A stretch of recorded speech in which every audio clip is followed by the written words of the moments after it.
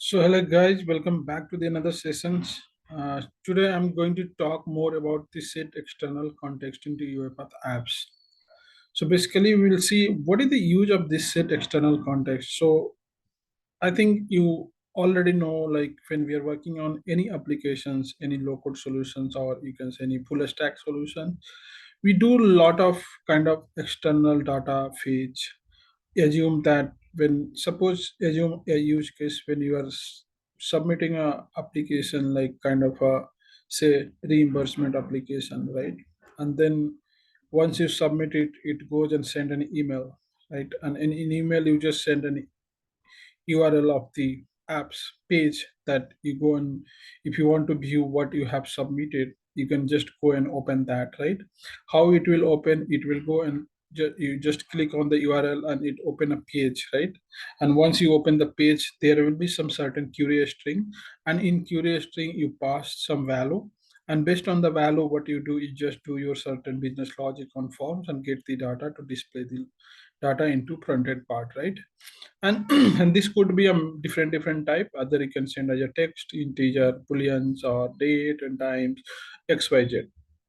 So how can we do that into UiPath VV apps? So you remember when we were using legacy app, we had something called set external context.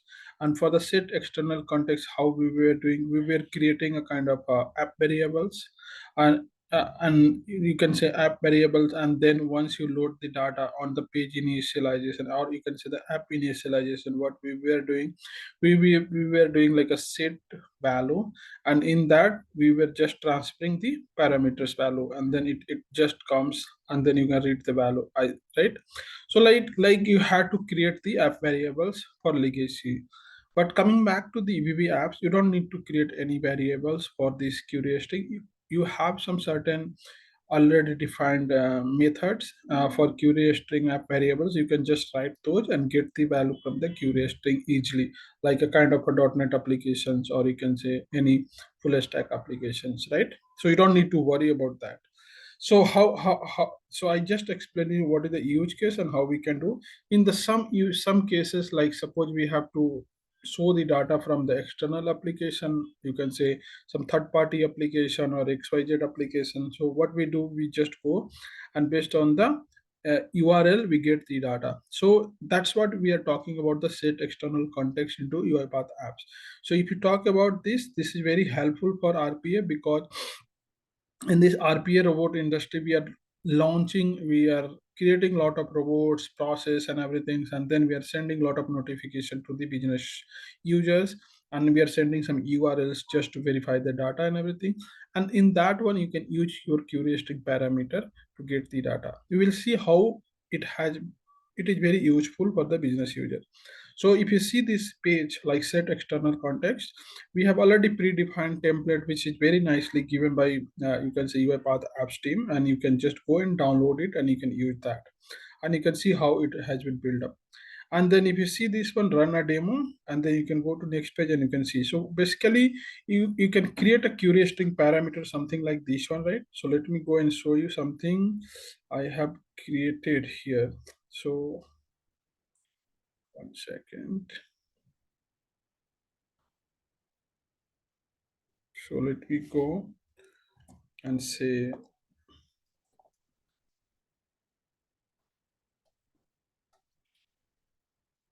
so I have one URL, and in this URL, this is something called the page URL, right? Apps URL, and in this apps URL, I have some certain variable which is created into curious thing. So if you see INTB, integer value, GUID I'm using for GUID, and then some string value, and then I have something called Boolean variables, and then we have date and times and all those things, right?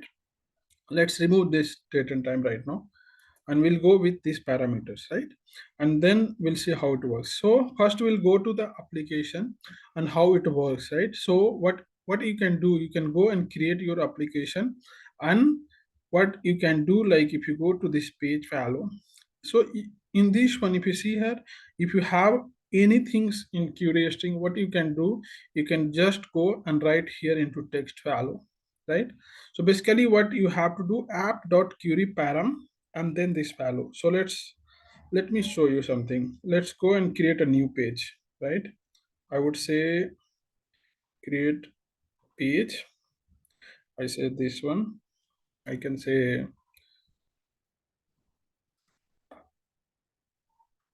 this page, and let's say I have this is as a test page.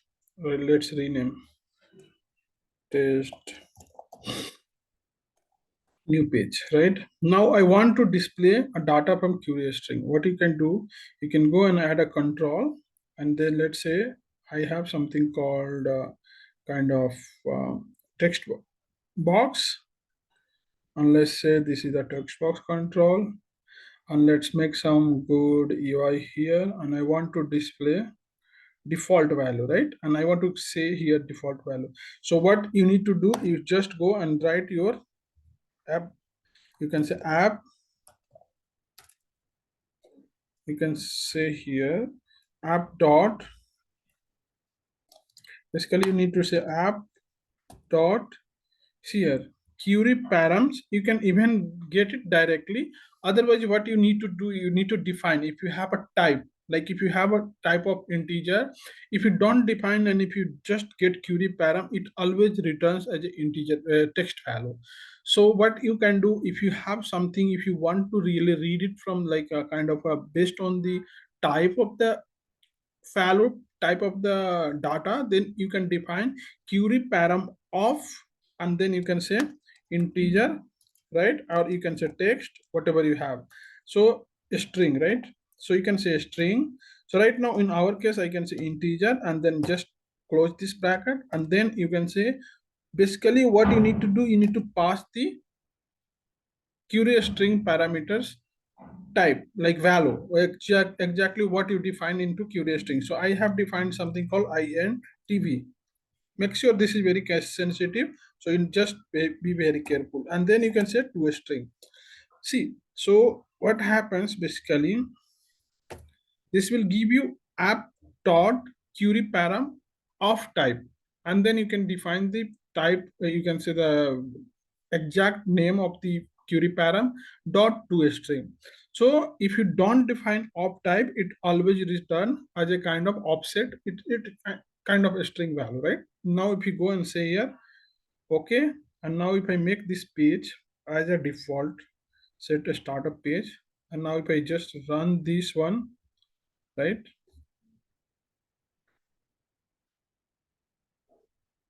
So let's see, nothing will come, right? So what you need to do here now,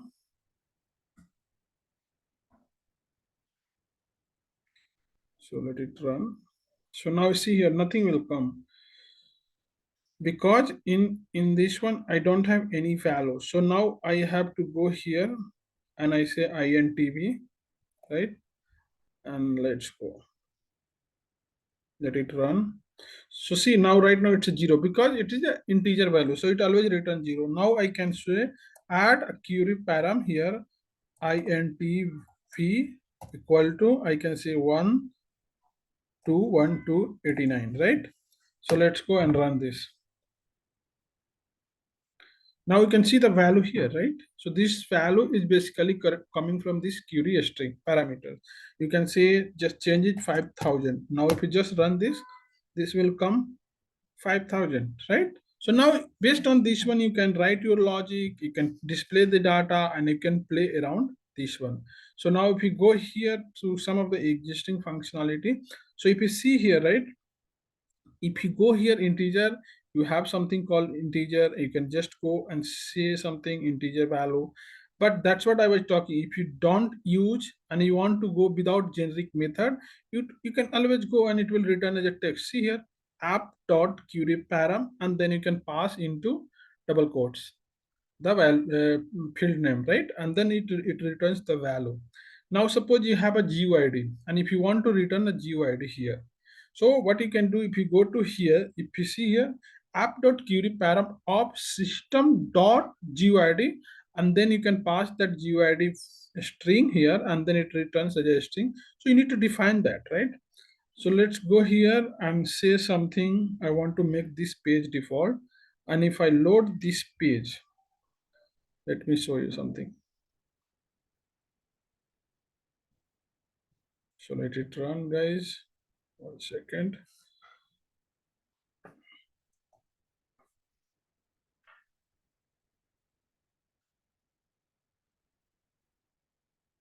So once my apps is getting loaded,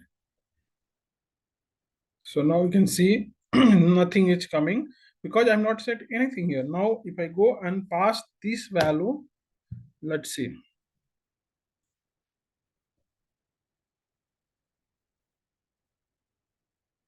So now you can see I have passed query string value integer 109, it's coming 109.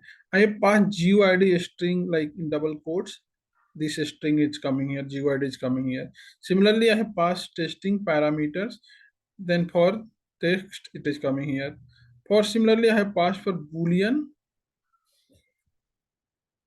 true, then it is coming true here. Let's change Boolean to false. So it should change to false now. So let's go to false.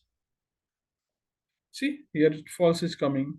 So basically you can change the query string parameters, you can get the value and you can play around the data. So this is very useful and this is very powerful you can see technique to use just to get any external data into your apps. Okay, thank you guys, thank you for watching. Please do let me know if you have any questions. Please do like and subscribe my channel. Thank you.